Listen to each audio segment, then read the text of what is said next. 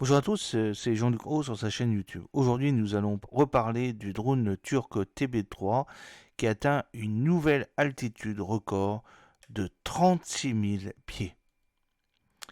Le TB3 a jusqu'à présent enregistré 445 heures et 3 minutes de temps de vol lors de tests, ce qui constitue son 55e vol d'essai. Le véhicule aérien de combat sans pilote UCAV turc Bayraktar TB3, développé pour opérer à partir du porte-avions du pays, le TCG Anadolu, a atteint sa plus haute altitude de 36 310 pieds le 26 juin 2024, a annoncé son développeur Baykar. Les rapports attribuent cette réussite au moteur PD170 de fabrication nationale de TEI Tuzas Engine Industries. Baykar a mentionné que le test avait été effectué pour valider les performances et les fonctions de contrôle du drone à haute altitude. Les performances du drone le rapprochent également du record national établi par l'UCAV Akonsi B, qui avait atteint une hauteur de 45 118 pieds le 21 juin 2022.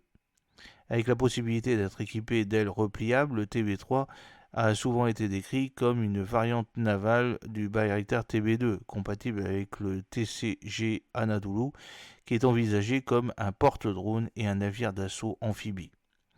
Le 28 mai 2024, le journal The Avionics a annoncé que le TB3 devait être utilisé sur une piste terrestre avec un tremplin de saut à ski incliné à 12 degrés avant le début des essais réels au large de l'Anadolu.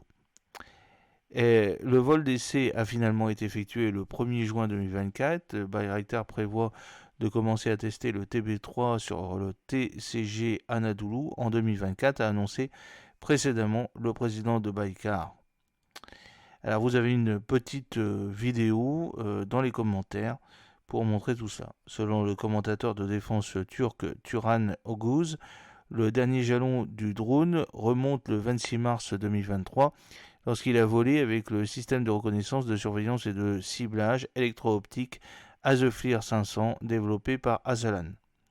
Le drone atteint de nouveaux sommets. Selon le Daily Sabah, le TB3 a enregistré 445 heures et 3 minutes de vol jusqu'à présent lors des essais, et le dernier test était son 55e vol, comme l'a confirmé Baykar. Le 20 décembre 2023, le TB3 a effectué un vol de 32 heures couvrant 5700 km. Les caractéristiques cinématiques placent fermement l'avion dans la catégorie des drones mâles, médium altitude longue endurance.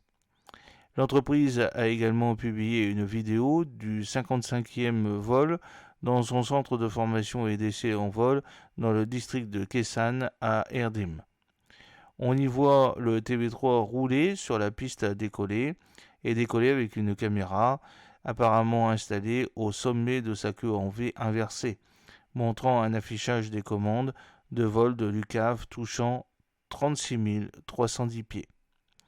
Le drone est ensuite monté en train d'atterrir à la base de retourner au hangar. C'est également le même aérodrome utilisé pour tester le décollage depuis le tremplin de saut à ski que l'on peut voir vers l'extrémité de la piste alors que le TB3 revient se poser. Alors, quelles sont les étapes sur les opérations de transport?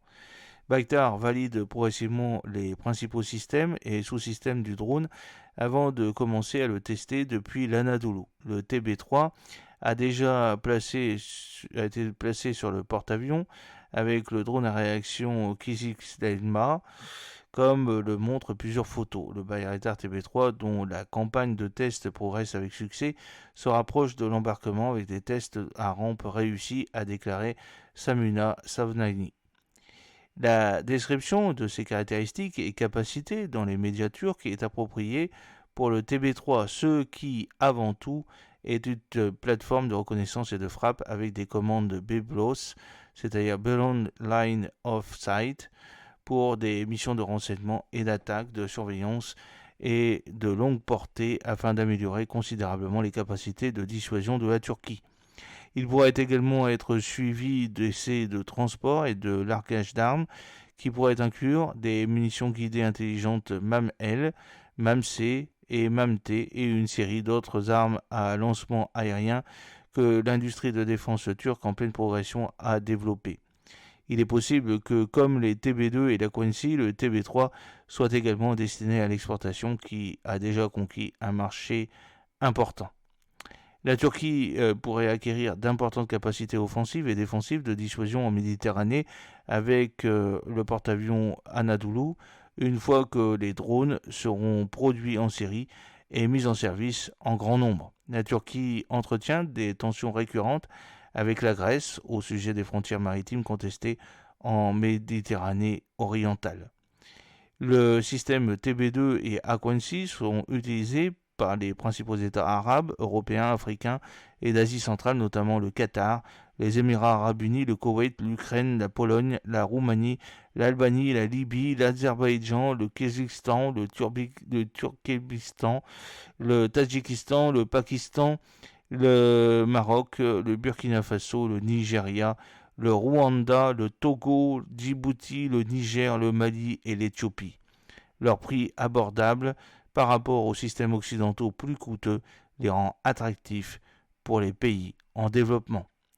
J'espère que cette petite vidéo vous a plu. N'oubliez pas de cliquer sur le pouce pour la promouvoir, de vous abonner si ce n'est pas encore fait et de partager cette vidéo sur vos réseaux sociaux. A très bientôt, fidèlement, Jean-Luc O.